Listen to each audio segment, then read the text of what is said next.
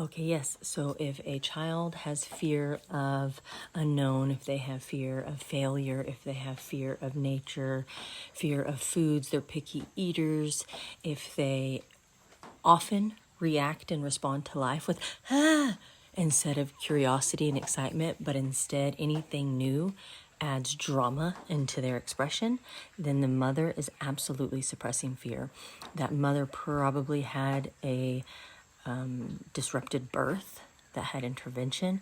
So that meant that there was fear living inside the woman before she was even created the baby. And this fear can look like also fear of failure, but also fear of their power, fear of the power of others.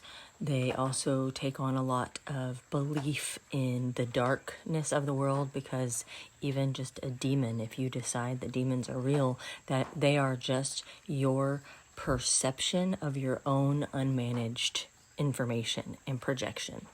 So a mother who fears a lot of life, like fears life, is afraid of the elites who are in charge, or is afraid that something is going to happen to them or their child, this goes into the child, and that child will consistently fear new experiences, and it's going to be loud and dramatic most often. Okay, and for instance, if a mother is harboring and suppressing anger, then she's going to have children who have major outbursts, and this woman who is suppressing anger probably yells.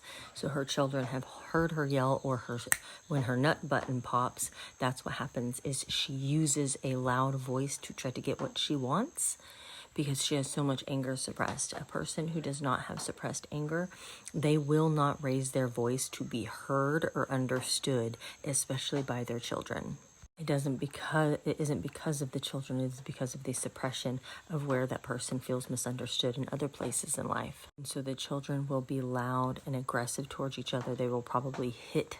They will most often use their loud voice to get what they want, or they will use their hands to get what they want. Because a mother who does not embody anger, who has regulated her nervous system and done her shadow work, her children will learn how to respond in the same way that she has responded to life.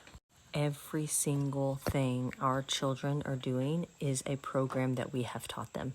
Whoever is in that children's life consistently is their program. That child is learning and absorbing from those people. So whenever I see a child who is loud and yells and is aggressive and raises their voice to try to get what they want, I know that their mother is suppressing anger. A child who is afraid of getting dirty, per se, that is because a mother has fearfully and excessively cleansed that child, bathed that child, wiped that child's hands. All of those things has taught that child to fear nature, dirt, certain foods. That's a big one too. So if you want to clean up and adjust and elevate your child's expression, you have to do your own shadow work.